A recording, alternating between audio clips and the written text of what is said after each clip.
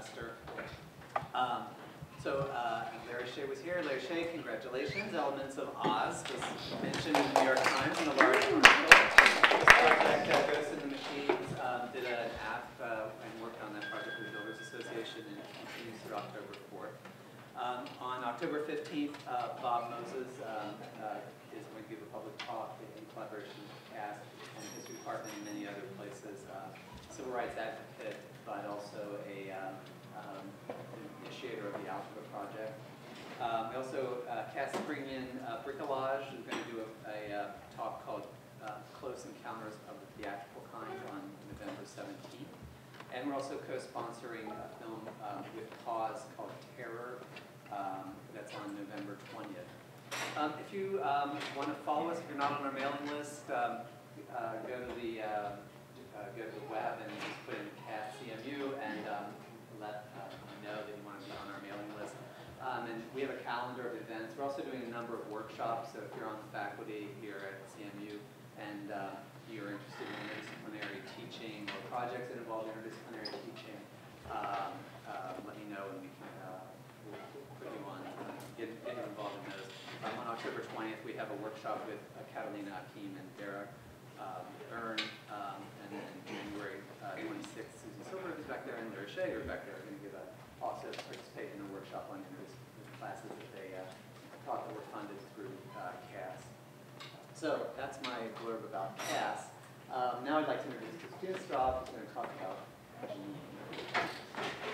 Hello, everybody. Welcome. I'm Christina Straub, as Jim just said, and Wendy Ahrens, my colleague from the School of Drama, and I are leaders of the Performance Initiative through the Center for Arts and Society. And I'm here to introduce Janine Barchas. When Janine Barchas lectures, it's sometimes hard to know why people are here. You might be here, for instance, because of her work in book history. Barchas's first book, Graphic Design, Print Culture in the 18th Century Novel from Cambridge in 2003, won the Sharp Book Prize for the best book in book history. Or you might be here as an 18th centuryist. In addition to several editing projects, Barchas has published articles on writers from the long 18th century in journals such as ELH, Review of English Studies, 18th Century Life, 18th Century Fiction, 19th Century Literature, and Persuasions. Or you might be a Janeite, eager to keep up with the latest scholarship on Jane Austen.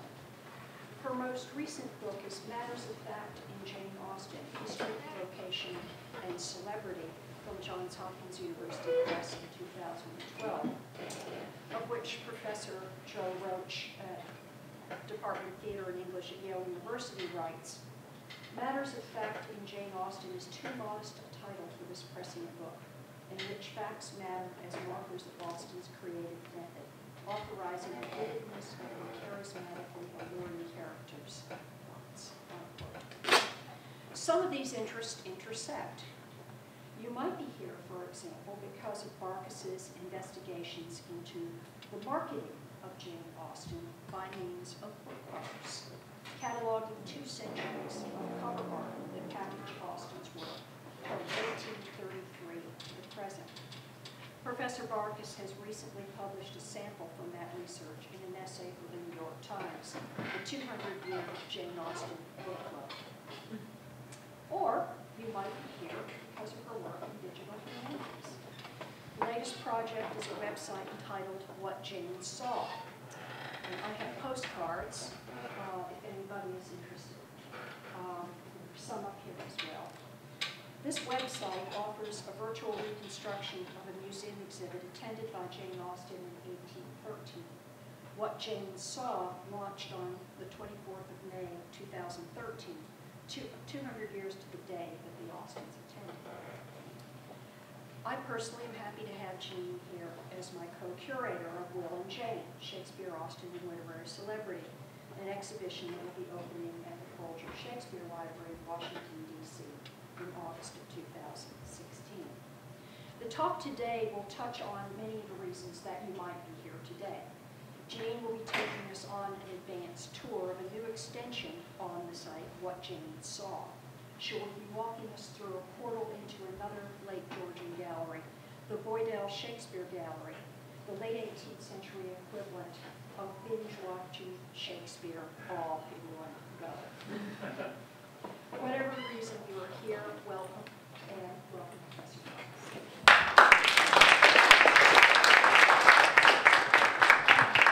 Thank you, Christina. Thank you for being here. If you can't hear me, feel free to move to the front. The camera can't see how many people are in the room. It is a delight to be here. I do not know whether you would like the lights in any way dimmed to see the images better. I may or may not have the power to do that. So if someone knows how to operate the lights, then we can do that. But that is, yeah, you can do that? Okay. Really? Carol Braylor does that. Meanwhile, I'm going to just promise what it is I'm going to be talking about, which is that I'm going to be talking about three things. I'm going to be giving you, oh, that's so much nicer. Thank you, Carol.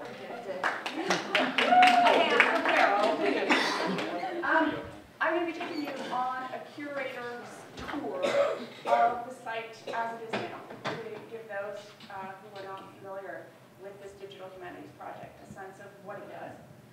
Then I'm going to tell you and give you a sneak peek into what it is that we're doing next, which is indeed the Boydell Shakespeare Gallery, as it looked in 1796. And it says coming soon because it'll come to the general public on the 16th of December, which of course is Jane Austen's birthday. But I'm hoping to show you what that's going to be like. Sorry, I'm trying to get a little bit of light for the video. We understand. There. You know, you're a professional. That's great. Thanks. And then I'm going to give you a sense of how there's yet another dimension to this kind of project, which of course involves 3D. All good things in life involve 3D. And so I'm going to tell you about that as well. So first, what is it, and why did we build it? Well, it all started when I wrote this book that talks about Jane Austen's relationship to her celebrity culture. And in the context of researching that book, I was interested in how Jane Austen, who wasn't necessarily on a first name basis with a lot of celebrities, how she was exposed to the celebrity culture of her time. And I came across this particular letter, which describes to her sister how she went to 3 different exhibitions on the 24th of May, 1813. Henry and I went, and I don't do all the voices, so it's just me. Henry and I went to the exhibition in Spring Gardens. It is not thought a good collection, but I was very well pleased, particularly, pray tell Fanny, that's a niece, with a small portrait of Mrs. Bingley, excessively like her. I went in hopes of seeing one of her sister, but there was no Mrs. Darcy. Perhaps, however, I may find her in the great exhibition, which we shall go to if we have time. I have no chance of her in the collection of Sir Joshua Reynolds' paintings, which is now showing in Pall Mall, and which we are also to visit. So 3 exhibitions, and this was my smoking gun. She's looking for Mrs. Darcy and Mrs. Bingley. She's just published Pride and Prejudice a few months earlier. She's going to a great exhibition of Sir Joshua Reynolds' paintings, and she's going to be looking for Mrs. Darcy and Mrs. Bingley in the galleries there. This is Mrs. Bingley, according to the research of Lance Bertelson, my colleague, this is the follow-up letter that she saw in Spring Gardens this particular portrait of Mrs. Bingley that prompted that particular letter. And in the evening, she tells us that she tells her sister that she has gone to the exhibition of Sir Joshua Reynolds' portraits. We have been both to the exhibition, the great exhibition, and Sir Joshua Reynolds', and I'm disappointed. But there was nothing like Mrs. D at either. I can only imagine that Mr. D prizes any picture for too much to like it should be exposed to the public eye. I can imagine he would have that sort of feeling, that mixture of pride, love, pride, and delicacy. Setting aside this disappointment, I had great amusement among the pictures, and the driving about, the carriage being open, was very pleasant. I liked my solitary elegance very much, and was ready to laugh all the time at my being where I was. I could not but feel that I had naturally small right to be paraded about London in a barouche. So this is Jane Austen, who is at the moment celebrating her own publication, enjoying this particular moment. This was an event. This is where it was that she actually attended. How to find out what it was that she had seen. Where had she looked for Mrs. Darcy, and perhaps other influences upon her work. Well, the British institution, as John knows better than anyone, was at 52 Pall Mall. But it no longer exists. The address still exists, but the building does not. This is what it originally looked like. And so there was no way to try, and even if I found the research of what paintings she had seen, to actually figure out how to finance a reconstruction on site. So digitally reconstructing that particular space was the only way to reconstruct what Austen might have seen, where it is she would have walked, and considered inspiration for her characters. Thomas Rowlandson very conveniently provided in 1808 an interior sketch of the space, but there was no actual visual record of the exhibition in 1813. Using that, the Rowlandson print, which you'll see again, and several other pieces of records of the British Institution exhibitions, though not of the Reynolds show itself, we had a sense that the hanging of the paintings, should we be able to identify them, would be quite different than a museum exhibition today. So that was a learning experience, but I did have the catalog, and there were several editions of the catalog. We had to decide when did Jane Austen on the 24th of May, which particular edition would that have been. And you can see from the catalog, the information is quite thorough. You get the dimensions of the pictures, the titles of the portraits, their owners who get special billing, and the distribution of those pictures, the north room, the north end, the north room's east side, the north room's south side. So and it was a bit tricky to try and identify paintings by titles that no longer exist, because titles, as you in art history know, are not attached to pictures the way that title pages are attached to books. And so there's often a lot of kind of detective work involved. But with this kind of detail, and since David Mannings has done all the detective work of determining where the pictures that are by Reynolds, about 3,000 of them, have traveled the world through time, it was possible to track down, say, these first 5 portraits. The question was how to hang them. So these particular 5 are the king and, obviously, as you can see from the list, His Majesty, George. The third is going to have to be whole length, number 1. But the second portrait was the most talked about portrait among all of Reynolds' work. This is Sarah Siddons, the great tragic actress of the age. This is the most talked about portrait, arguably, in the entire 18th century. This is the one that people have come to see. So she couldn't be number 1 because, well, they're both still alive. Sarah Siddons at this point is 60, has just announced her retirement from the stage. She attended the opening reception, and could see her sort of 30-something self in the gallery. But where? On the right and left? This way? Would the king be higher? So was it 1, 2, 3, 4, 5, or 1, 2, 3, 4, 5? My students became a little bit, I think, upset is the wrong word, but certainly impatient with my indecision about this particular layout, trying to figure out what it was that would determine, would they share, would those pictures be underneath? This is what we finally settled on. And it was only once we decided that Janine could not decide this wall and would have to be last rather than first.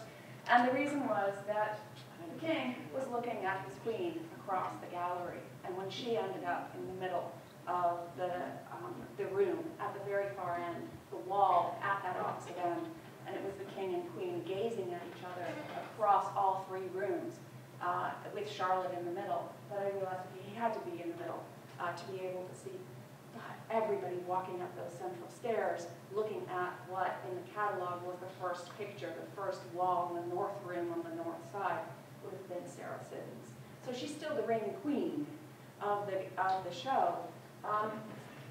But I want to give you a sense of the layout of the way that this particular website is navigated. So in order to do that, I think I might actually have to take you to the actual website and see whether all things working. Yes, it works. So what I'd like to do is take a moment to show you, this is an open access website. And if I make it tidier by doing that, I'll stand here for a moment and enter the gallery itself, and then you come to the first wall. You can navigate this particular website using a facsimile of the catalog.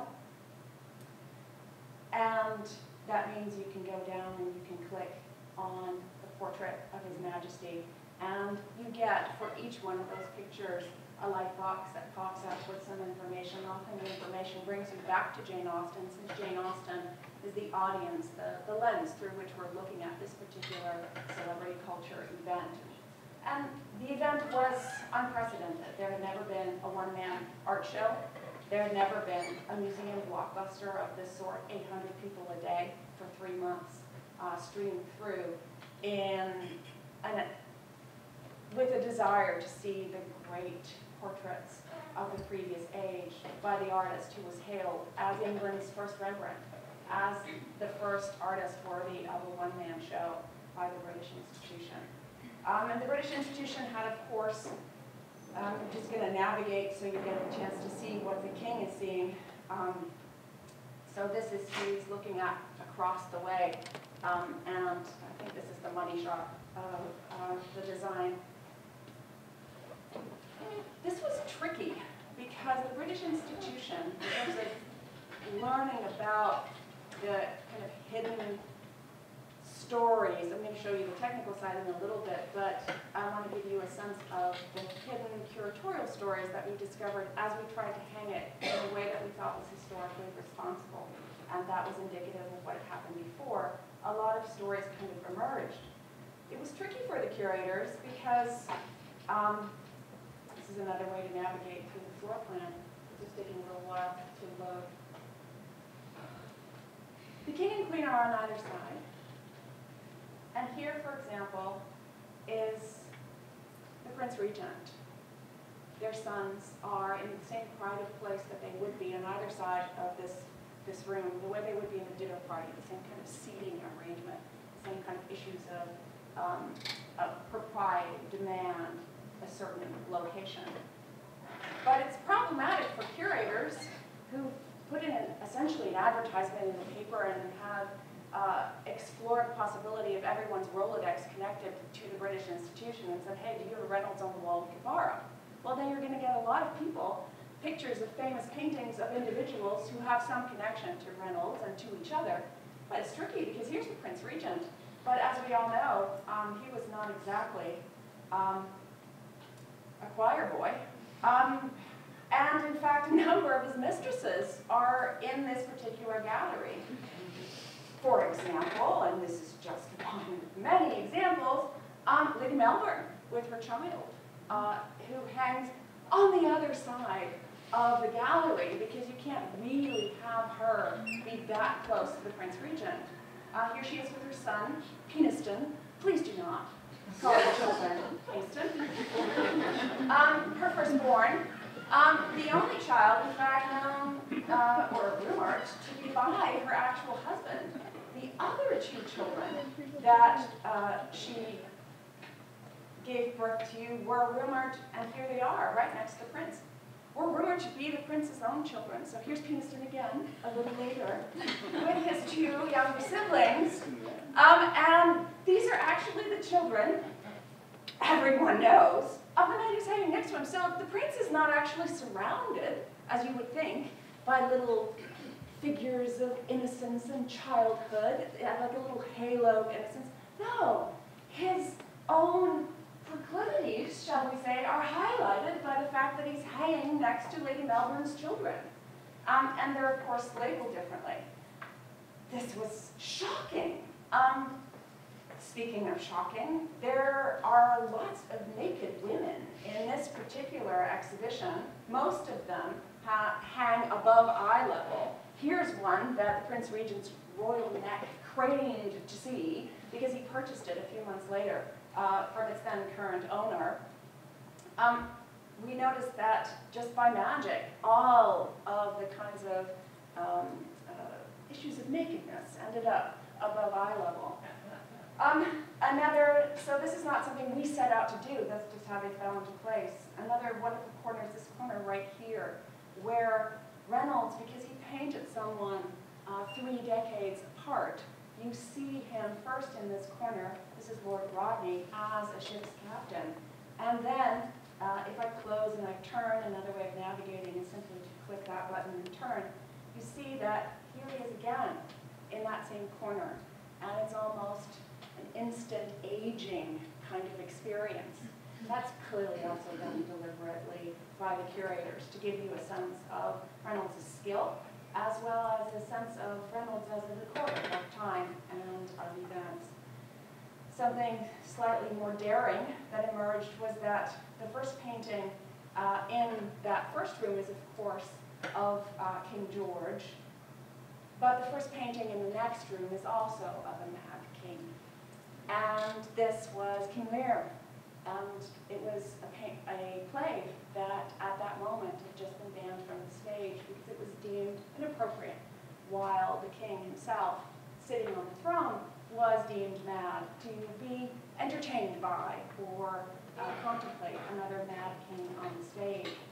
And then just one more of my favorites. I'm trying to see if I can find her. See if I can find you Emma Hamilton. Here she is, the Marilyn Monroe of Jane Austen's time period, who, along with Nelson, I tried to tell my students that Brangelina's got nothing on Emma and Nelson. Emma Hamilton was the sex kitten of the previous few decades, and she had grown fat. And she had grown poor, and with the death of Nelson in 1805, she'd grown poorer still, and was now in debt a few blocks away from this particular exhibition. So as 800 people filed past one of the greatest sort of sex symbols of the age and admired the beauty of young Emma Hamilton, she was in debtor's prison a few blocks away with the Prince Regent visiting her and announcements in the paper that she had still not been released. So yeah, these are just a few of the stories that kind of emerged, but because of time limits, we must now see if I can find my PowerPoint again and return to where I left off. So that gives you a sense of the existing site. There's also a, oh, that's never happened before.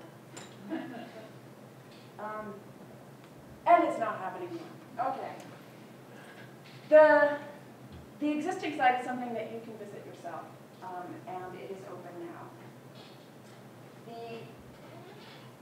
This is also something that has never happened before, so let's see whether technical difficulties. Let's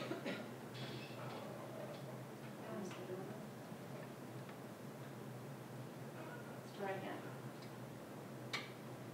Can you see my dog when I do that? Isn't she beautiful? There we go.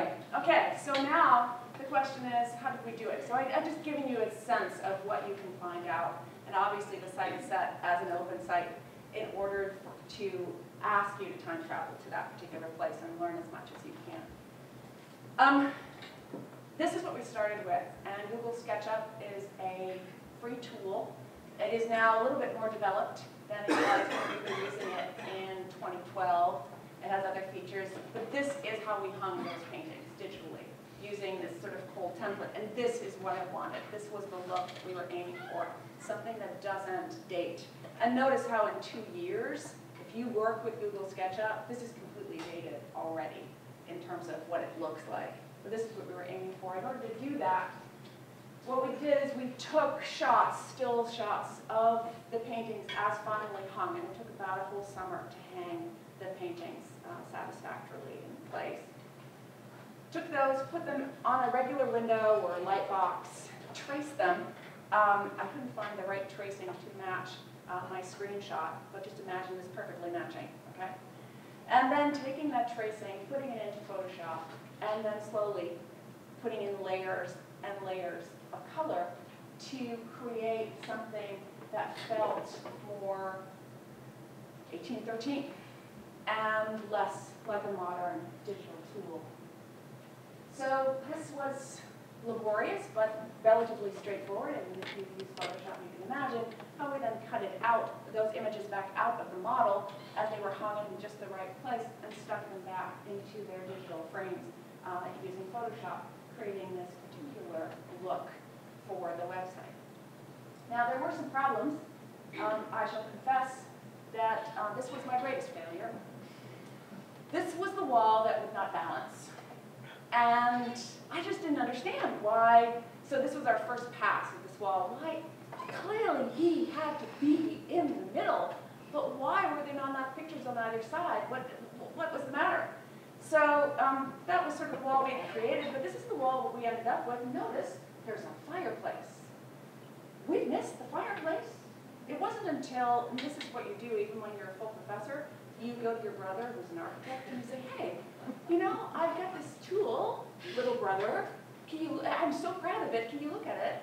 And he said, yeah, that's pretty cool, but you know, you got this painting here, where's your fireplace? I said, oh, look, that painting is from 1833. That's 20 years later. You know, I got this other painting right here, this other picture, that shows no fireplace.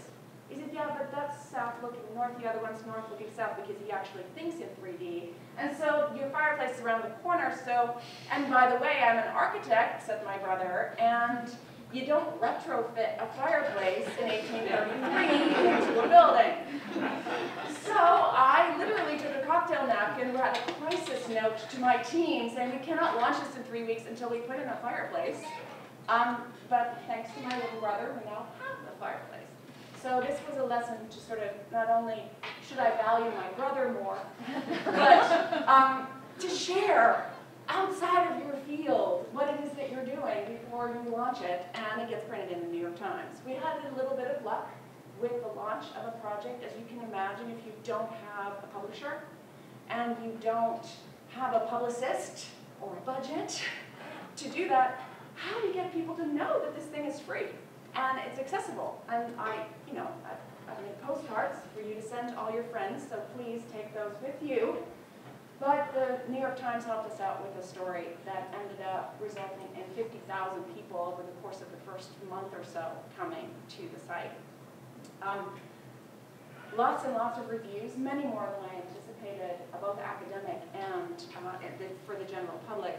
And then, of course, I hope you will all join the Facebook site that exists and become a friend and therefore learn other little sort of tidbits and nuggets. I wanted to give you a sense of what else was out there.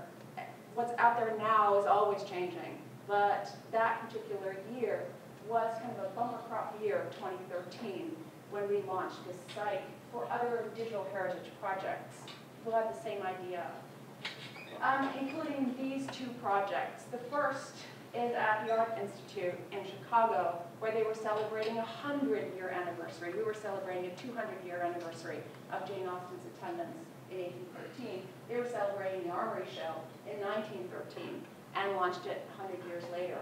They had what I wish I would have had, which were photographs, these black and whites, of some of the walls in that particular show. So if Jane Austen had done what I wish she had, which is to take her iPhone and out of her reticule and shoot me some photographs, I could have done that too. And basically they only were able to identify, interestingly enough, a few of those items, and then when you click on them, you get something that's very similar to our light box. There's also a navigational window that is a map. So similar idea.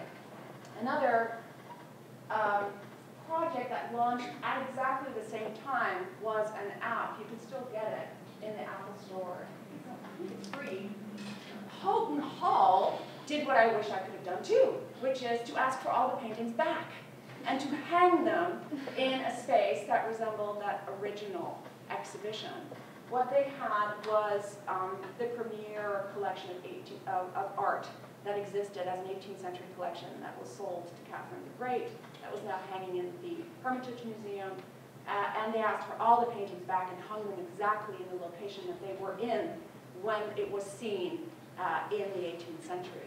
And they photographed that, and they photographed it in 360 degrees, so that the app allows you to literally spin yourself around and feel yourself in that space. So you can find the money and the insurance backing, and we can build ourselves a space. We could do that as well. That would be great. Something similar is next, which is, I'm going to stay in the middle, I guess, is a 3D version. So borrowing that I can't buy or borrow those paintings back, what could we do next with a project like this?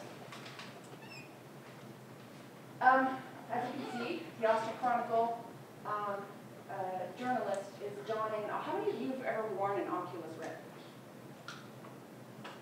Okay, that's what I would expect from a high-tech place like this, a glossy joint. It is, as you can see, not a terribly attractive thing to do, but it is unbelievably amazing. The Texas Advanced Computing Center at the University of Texas, where I work, approached me wanting to see if they could add a three-dimensional dimension to this particular project. And at first, I said no, that I'd learned as much as I thought I was able to. And then they created a prototype and I put it on, and they asked me the important question: how tall was Jane Austen? And I said, I didn't know that. I would find out. Why would they need to know that? And they said, because now we can set the eye height at Jane Austen. That's when they have me. This is the device. You can learn more on their particular website. Obviously, they have a lot of tools and technology available. It's an extraordinary place, and we're doing different kinds of things with this particular project. The Oculus Rift is only one of them. But basically, for those, and that's most of you in the room who never worn one, this is what it looks like. And we projected on the screen behind her the sense of what it is that that person is seeing. Basically, when you move your head inside this sort of glorified shoebox, the environment moves with you, and you feel yourself inside that particular space. It is digitally created using the original SketchUp model that's then polished into something that looks increasingly more photorealistic. You don't necessarily have to wear 18th century garb to wear it, but my students were really gung-ho. And so was my dean. This is a picture of my dean. I think everyone giving a talk should always show their dean using whatever it is that they created. And here is the garment that Jane Austen wore that allows us to determine her height. So without digging up her bones, we know that the author was this height, and they were able to set the viewer height there. This is a screenshot of an increasingly polished environment that you can walk around in using that device. But it wasn't lit in a way that I thought was correct. It seemed quite dark. And so the guys at TAC, the team is all male at the moment, said, well, you know, what was the relationship of the British Institution building to the address? Because we can throw that address into a sun calculator, and as long as we have the orientation of the building and those rooms to the street, which I had, then we can, and the reason we had the SketchUp model in the first place is because there were the exact dimensions of those rooms in the historical record from 1860 before the destruction of that building. So they put it in the sun calculator and then recalculated and baked the light in the model. It was still too dark. It just didn't seem right. Well, what time of day was she going? Well, it's like 3 o'clock, we're going to get a time of day to go. Still seemed really, really dark. And so we went back, and I realized that I never looked beyond the panes that were visible in the Rowlandson print, because, again, my brother might be an architect, but I'm not, and I never really thought about the roof liner where the light was coming from. Clearly, there was a lot more light in Rowlandson's 1808 image than there was in our model. And this was what our model had been, right? When you do a 2D version, you don't care what's above the line that you're going to cloud in anyway or what's below the line. So you really don't think about those particular dimensions. But here was evidence, once again, from the 1833 painting that suggested that Rowlandson had been cheating. What was a straight line was actually a tilted line, and this might have had a roof line very much like a greenhouse. It might have been quite open at the top, therefore allowing more light. So this is that same picture again that gave us the fireplace. That made sense. If you look on the left, the profile of the building has the same kind of profile that would fit with that kind of roof, and so that's what we put in. And then the guys asked, well, what kind of weather was it? What do you mean? Apparently that was also in the letter. Friday was our worst day as the weather. We were out a very long, very heavy storm of hail, and there had been others before, but I heard no thunder. Saturday was a good deal better, dry and cold, and the question was, what will our avatars be wearing? Well, apparently it had been hailing, so no, none of this sort of, everybody had to wear gloves, hats, jackets. 2 days earlier, there had been hail, the 24th of May, and there had been hail a few days earlier. The gloves were going to be important because now there's something called a kinetic motion sensor, just like it's called LEAP, just like the one that, or a more sophisticated version of when you put your hands under a faucet and the water comes out automatically. Well, this judges the relative location of your hands so as to be able to put it inside the virtual space. So what you get, and here is one of the technicians sort of demonstrating that in what he's seeing is on his screen, but it's just sort of an iPhoto, so it's a little bit fuzzy. And it still looks like a robot hand. So these do not yet look like Jane Austen's hands. And so we were negotiating, well, can you make them gloved hands that would look like her hands? And now we're working on fleshy hands. You can't really see them as well as they appear inside the virtual space. So if you think of yourself sitting where you're sitting now, and you hold your hands in front of you, that's really the reference point you have for you being in that space. And it makes a huge difference to have those hands as a point of reference. Avatars. Yes, this is the chance for me to ask that Byron be built, especially for me. So that's our highest priority right now, is to build Janine Byron. And you're able to research his costume, his height, was he limping on the left or on the right with his bum foot? Then there's this. Do you remember the Viewmasters from yesteryear? How many of you have a Viewmaster of today, which is the Google Cardboard? Just, okay, just fewer even than an Oculus Rift. It's less than $10. It works on the same principle, except inside you don't slide a little round image. You slide your phone after downloading an app that is essentially a softer and shorter version of that 3D environment.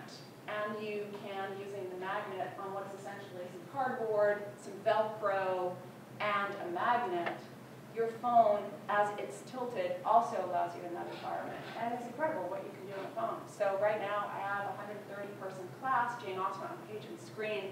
We're trying to get 130 of these cardboards so that I can, in a room like this, say, all right, put on your cardboards, slide in your phone, and let's travel to 1813. It's like, it's a new dawn. Okay, the idea was to simply rinse and repeat with the Shakespeare Gallery, because the Shakespeare Gallery, Royal Shakespeare Gallery, as you know, was the first museum dedicated to William Shakespeare, and it was in the same building. That is what the British institution had purchased. So the same exact address, the same dimensions, the same 3 rooms were the major gallery for the Royal Shakespeare. And this was the first museum dedicated to Shakespeare, the kind of binge-watching equivalent of seeing all the highest highs and the lowest lows, and this is the only recorded image of the inside of that particular first museum, Shakespeare. This is what we have to go on. So this is the kind of stuff you just cannot make up. Rowlandson says the walls for the British institution were pink. 1813 is pink, and now 1796 is blue. I just feel like I've won the lottery And I had nothing to do with that. So now we get to build a gallery that's free. We have also a catalog. It does not specify on what walls these paintings were hung, although it arranged them chronologically, but it's an aggregate gallery. Every year of the operations of this gallery, it started in 1789, ran to 1805, 1804, and for a decade and a half, every year before the season started, it would change the location of the paintings, adding new material to this aggregate gallery. So it grew and grew and grew, and so did the catalogs. But we picked the year and the moment at which Jane Austen was once again located around the corner of the gallery. So in August of 1796, she had a visit as a 20-year-old to London and stayed within a 9-minute walk of the gallery. And I didn't have another smoke and gun letter that said, I've just been to the Shakespeare Gallery. But that was as close as I could get. Sadly, though, there are not as many paintings surviving. Of the 141 paintings in the Reynolds show in 1813, 138 still exist, so only 3 have been lost.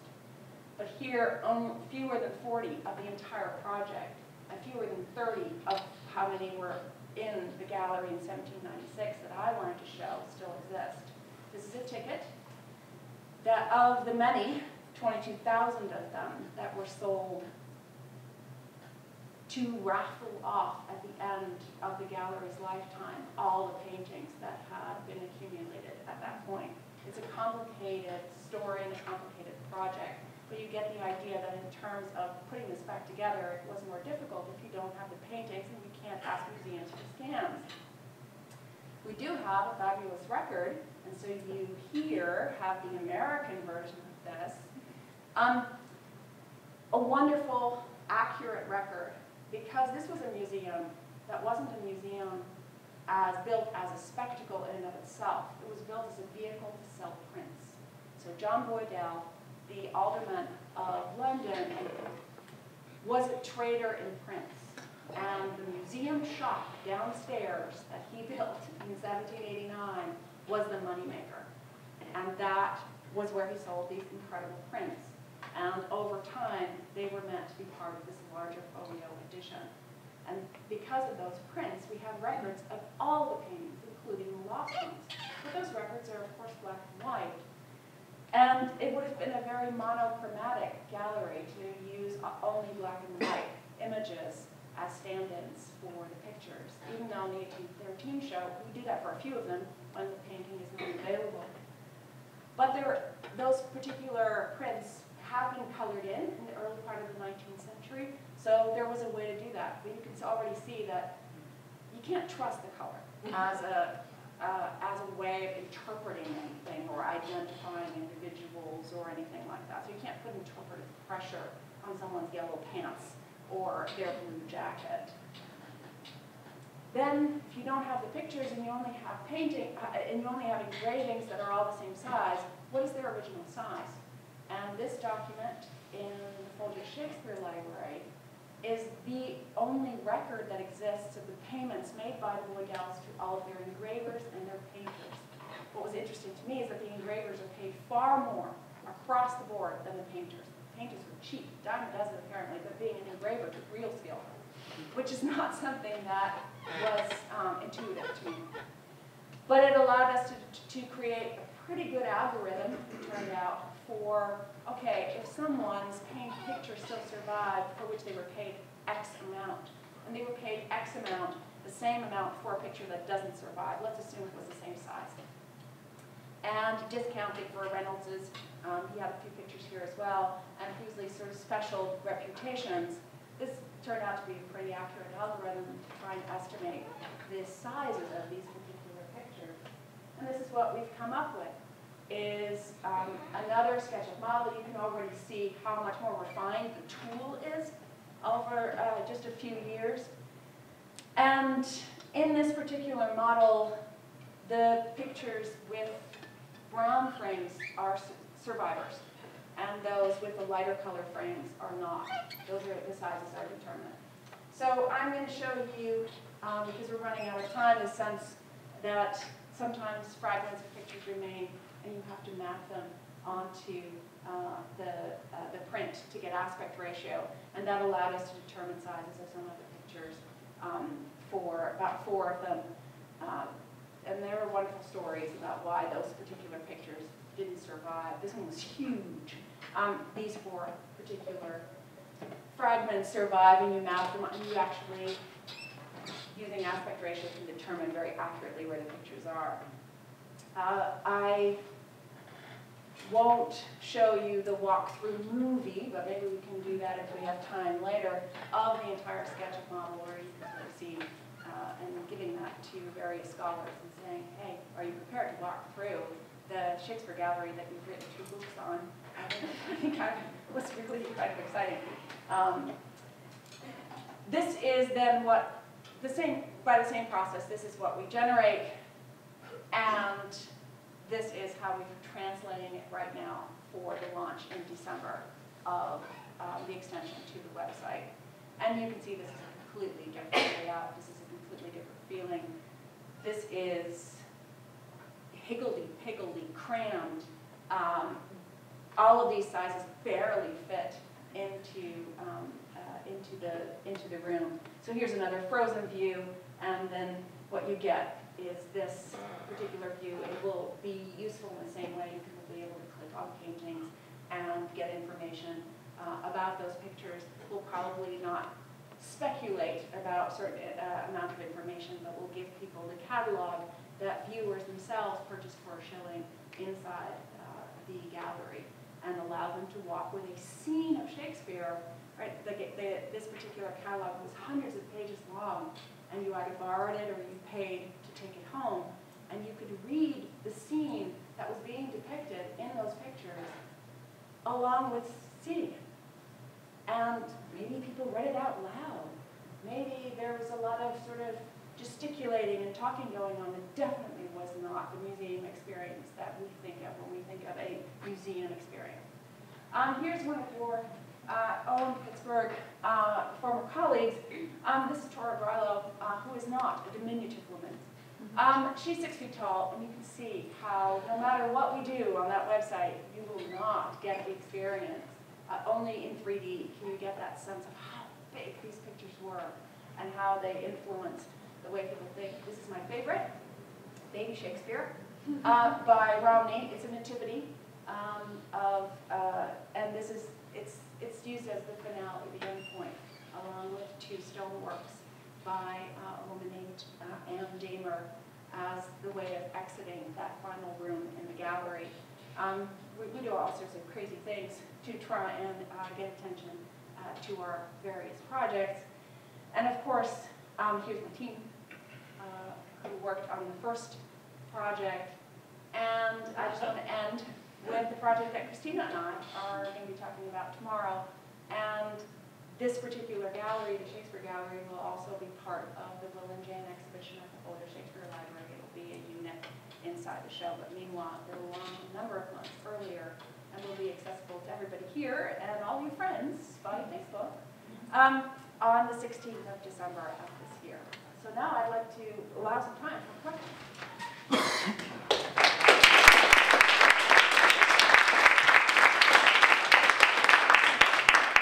do have plenty of time for questions. Try to sort of race through so that I'd be able to answer. Yes. I have a quick question. So one of the most interesting things was you're telling the story through the paintings, right? And so I know that information is there, but do you have any story annotation? Has anyone talked to you about how to annotate different people's experience? So you get experts such as yourself to record their experience walking through your virtual gallery, and then rather than us just sort of experience it blank, we can actually access that. Has anyone? So that's what we're trying in the 3D model, is sort of how can we create kind of a sound tour? How can the 3D model that you might download on your phone be accompanied by sound? And could there be an avatar or somebody like, say, Mrs. Reynolds? There's a Mrs. Reynolds in Pride and Prejudice who gives Elizabeth Bennet and the Gardners the tour of Pemberley. And it's no coincidence that it's Mrs. Reynolds who shows the picture of Darcy that is the turnkey in the entire story.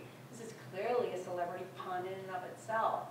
So maybe we should have a Mrs. Reynolds guided tour of a woman who kind of, you know, looks responsible and sidles up to you and may or may not talk like Janine, probably not, and who describes those particular stories.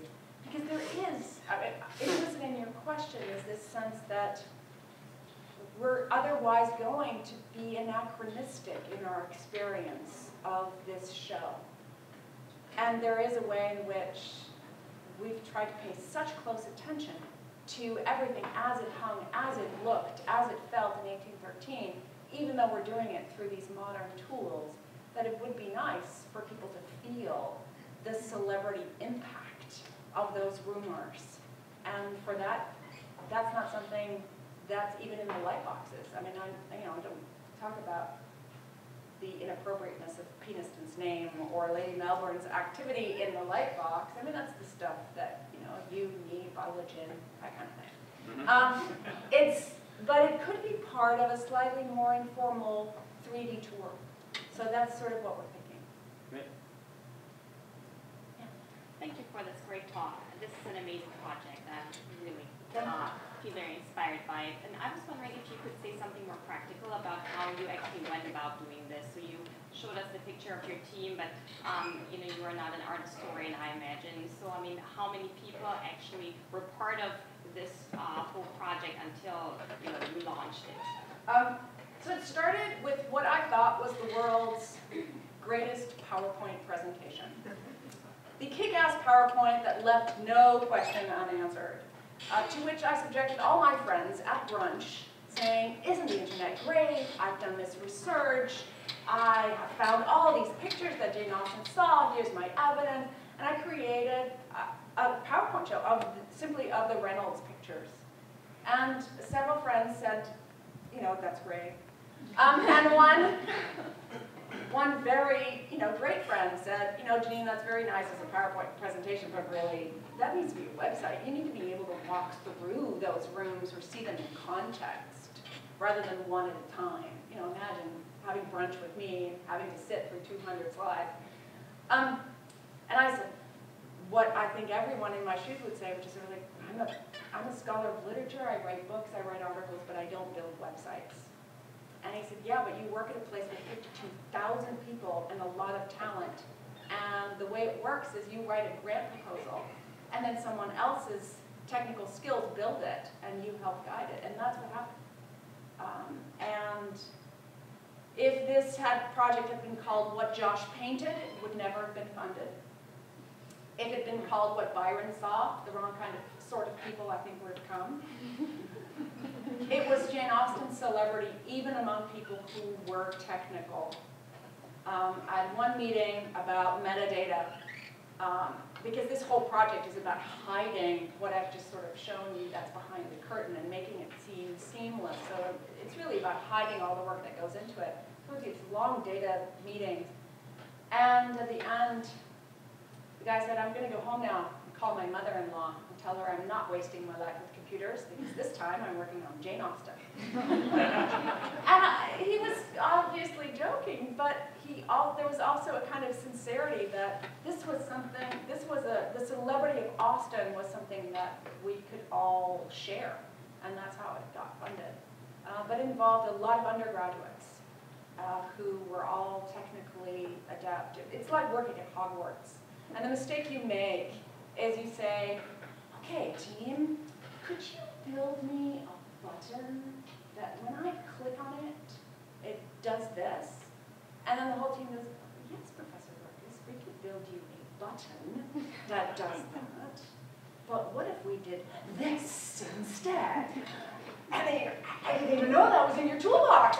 Let's do that. So sometimes it's about not asking a naive question and saying, and now I've learned that it's more about, hey, this is the problem that I'm experiencing. How do you see we should solve this? This is information we don't have. This is how I'm trying to fill in the gaps. How could we do that? But I would say that, you know, this is about a rotating crop of undergraduates who are artists, or who are designers, or who are coders, and it's been a learning experience for me about trying to sort of figure out how do you teach that, how do you guide that, and how do you learn from your students in a totally new way. This is not about teaching them skills. This is about using their existing skills in a way that is harnessed. And yeah, it's been a kind of magic.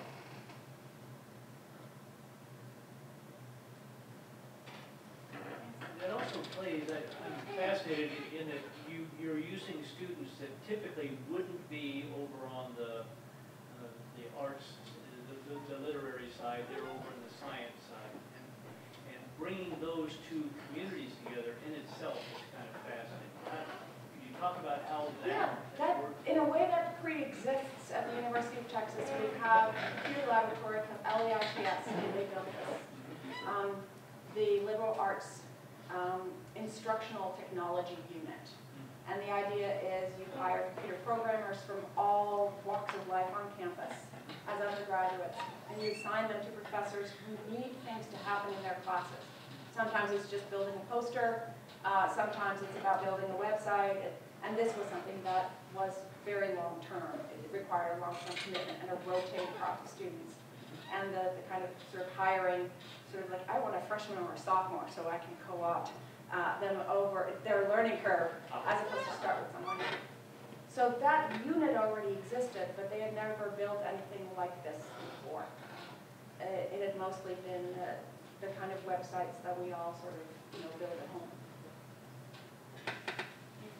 I'm interested, is there more evidence from her letters or from other people's letters as to what she was thinking about these things that she saw, or what she was looking for, or what she was, For these particular exhibitions, there are no other letters. There are no other smoking guns where I can say, ooh, she was, looking at this picture. But the overlap between the names of the people in those portraits and the names that she uses in her novels is what my book ended up being about. Right. Partly because I was convinced that this was a direct pipeline to her genius and the way that she was processing the culture that she was being exposed to.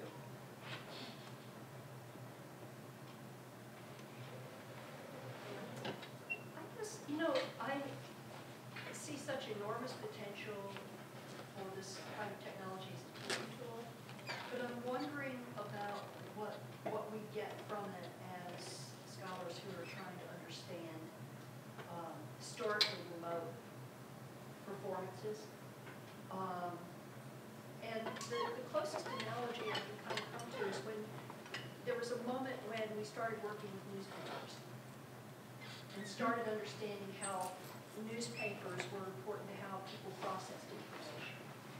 And I'm wondering if what you're creating here doesn't sort of create a visual correlative for that. That you're building a model for how people would have processed visual information. Does that fly for you? It would be nice to take that kind of leading role. Laura Engel and I had lunch from Duquesne, another scholar who is interested in the Shakespeare Gallery. And she said, are you going to build Mary Wells as one of your avatars? I said, of course. Here's an actress who may or may not have used the Boydell space as a way of advertising their talents. And is that a way for us as scholars to kind of use what's usually a gaming tool to try and recreate a scene that Frances Burney describes quite vividly about interacting with this strange woman, female actress who was wandering around the Shakespeare Gallery and not allowing them to see pictures because she was making them smell her fake nosegay, and saying all sorts of weird, inappropriate things, making them feel uncomfortable. And that was her exhibiting her own fame and adding to it. Maybe she was hired by Boydell. I don't know. Will we learn anything from my Byron avatar that I so wish to build? I honestly don't know. But I do know that every single time I thought that in building this I had learned everything that I was going to learn, there would be a question saying, where's the position of the sun, or how was this lit, or how tall was she, or what was the weather like? That where the environment itself forces you to think outside the boundaries of what it is you've seen at that point. And you're only thinking about that world in the past in 2D, and you're being forced to ask questions about it in 3D. It does deepen, literally, your understanding of the past. So I've become, become quite a convert, but at the same time, you can't get up and say, well, okay, well, let's build something. You have to have a question that demands that particular tool be applied to it, rather than randomly build a space for which you have no dimensions or no questions that you want to ask. Yes? And the question is, access to images and Ackerman's gallery, is that before or contemporary to Art Gallery? Which Ackerman? Ackerman was just, it was contemporary. Ackerman was a place where you could buy prints. To say it was a glorified bargain noble was probably doing it an injustice, but at the same time that it was its functionality. In terms of images, we have been very lucky that the record has held images of all of these pictures, regardless of their source. So, right, so sometimes even when paintings don't exist, we're using prints. And not only does Carnegie Mellon have an edition of those prints, but so do many other people. So there are lots of different places to consult. I guess, were there lots of other establishments like Ackerman's or White House, or were they the only in town? Oh, I see what you mean. Oh, there were lots. Lots of access. So if you're, now I understand your question, I'm sorry. If you're thinking about how would Jane Austen have been exposed to the celebrity culture, it wasn't just a one-off visit to a gallery.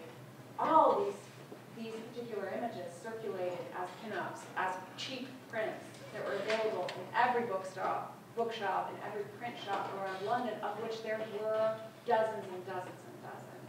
And that circulation created the kind of celebrity culture of having a pinup of Lady So-and-so, or Emma Hamilton, or Lady Melbourne. All of those images, if we show on the website that there was a secondary print, that particular engraving circulated as a celebrity pinup that you could have in your room. And that was the beginning to be the art of the sort of rising, middling classes. It's rather frightening if you go into boxes in the old Shakespeare Library and open them up, and there are multiple copies of a particular print, a particular actor. You went through the Garrett box. The Garrett box. Yeah, it took you three It's days. like they're clearly, some of them are like really beautiful and well executed, and some of them you can imagine, like a little kid running around.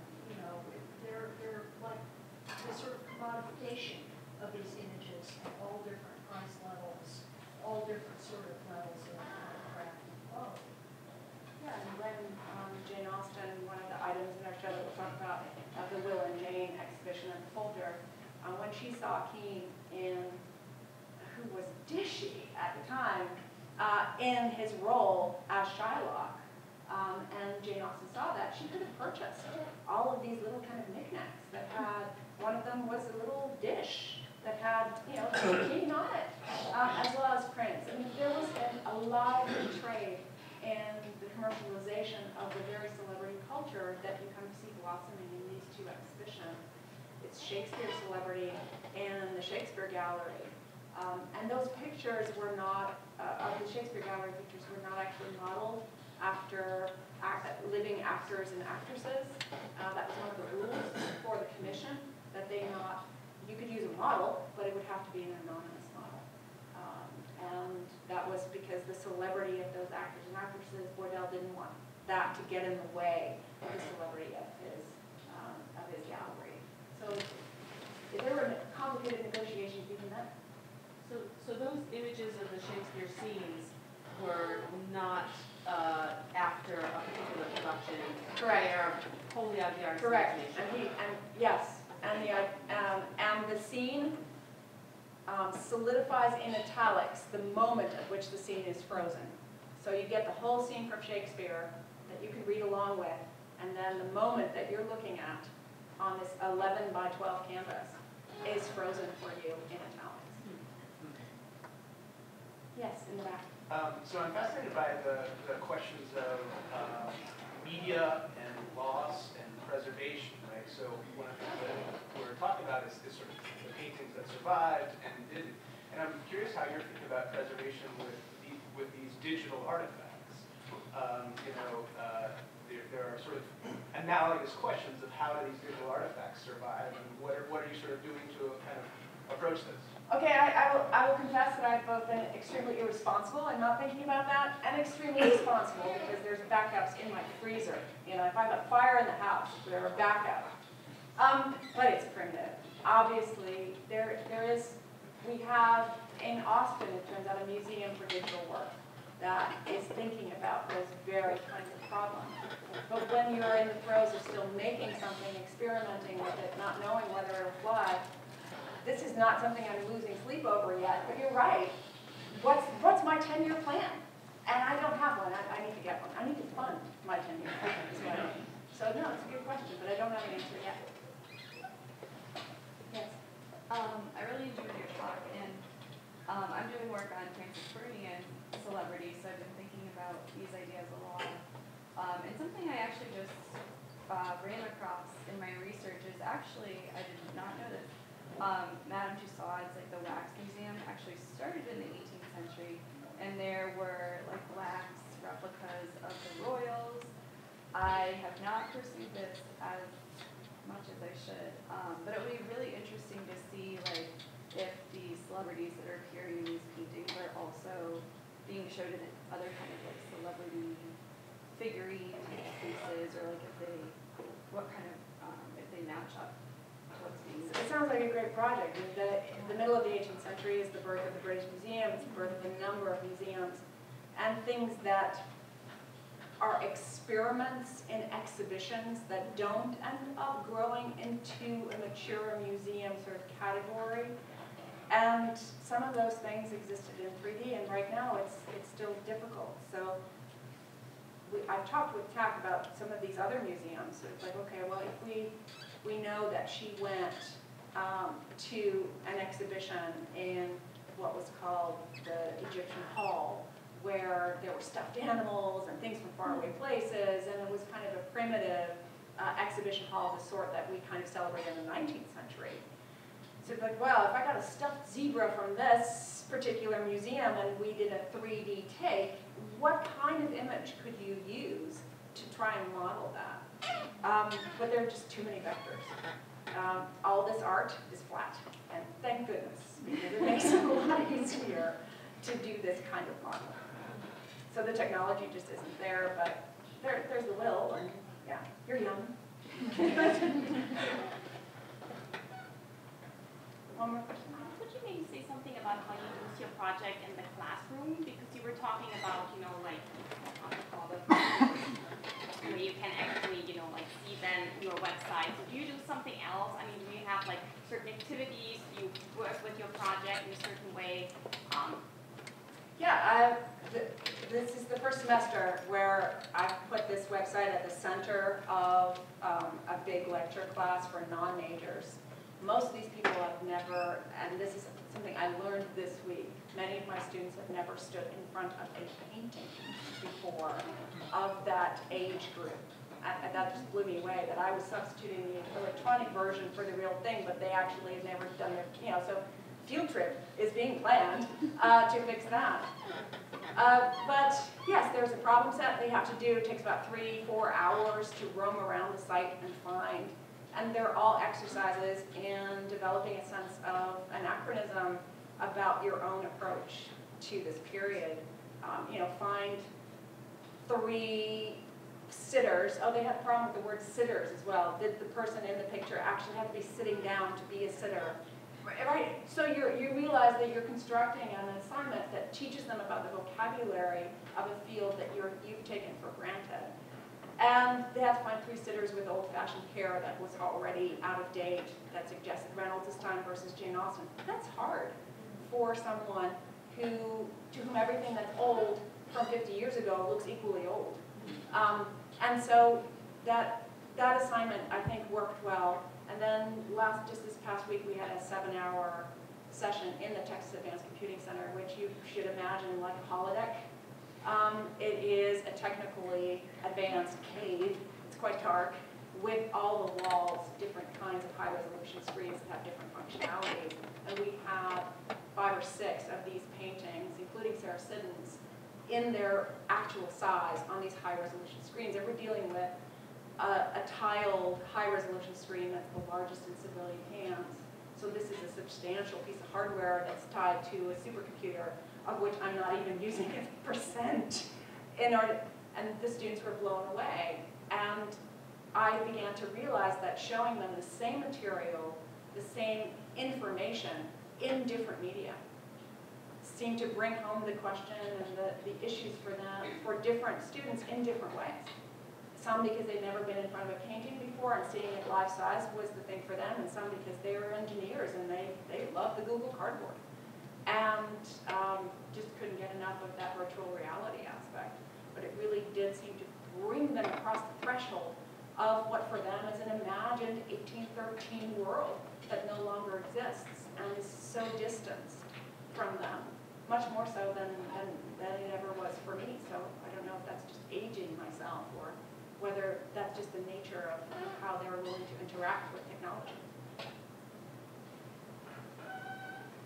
You said you answered a question before about whether or not this contributed to historical knowledge. You gave a really interesting answer, which was that creating this 3D model literally deepened your knowledge of the past. How do you preserve, both for yourself and other scholars, the sort of tacit knowledge that you're getting by creating these spaces, the knowledge about the existence of the fireplace or the height of Jane Austen, or all of these little things that you wouldn't necessarily even be able to write down, but are still scholarship that you're doing or helping you learn about the past? What are good ways to preserve that won't be represented in these presentations? So the articles is the answer. I mean, that's where scholarship gets shared. And on these 2 websites themselves, see if I can,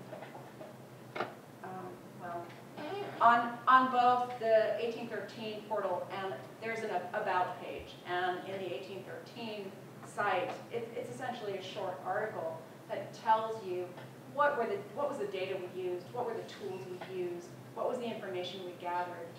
It doesn't give you the curatorial tour of the sort that could translate into a guided tour about Emma Hamilton and kind of the backstories. That is something that's still undocumented and circulates, in a lecture kind of mode. But those about pages, the second one grew into something like 10,000 words because there was so much to document about how we created the algorithms to determine the sizes of the paintings so that people would be able to know whether they could rely on the visual information they were being given by the website. Because it's an extraordinary amount of cultural capital on those walls that must have been amazing. And how true is that to the thing that we know is lost? And in order to add to your enjoyment, we would want to know.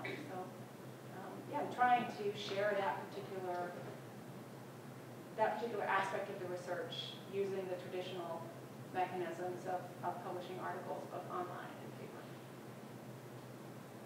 A question, any responses besides you wanting to take your students for a field trip? Do you have any responses of this actually inspiring people to go to museums that haven't been or go more to museums? To date, 150,000 people, most of them not academics, have come to use the 1813 portal for time travel. 2 people in Uzbekistan. And so you can see that across 100 countries across the world, Google gives you the data of the kind of IP address where these people come from, so all you know is just the country. I've been blown away by the sense that you can be a scholar and do a very small project that really originated as something from my classroom and reach that many individuals. My book, it is like a huge success. You know, I mean, what? Johns Hopkins will throw me a big party if 10,000 copies get sold. This is a different kind of way of reaching individuals. And so I don't know if it's inspiring them to then go to see the real deal in a museum, but I do know that it's changed the way I think about my responsibility. I didn't want to do a second online project. I wanted to go back to my cave of scholarship, to the Bodleian, where I'm comfortable, with the little light and the, you know, the loop. That's my thing. This is a circus, and managing a circus is hard. It's like herding cats. I'm just thinking It is our responsibility, though. I'm in sorry. terms of a positive connection, not necessarily with museum that's, you know. It seems to be, yeah. The reactions have all been very positive, and hopefully will stimulate other activities, maybe other projects. There's no like it. Yeah, so that's what the postcards are for. Make some, send them to all your friends. So yeah, I hope you'll share it. But thank you very much for coming.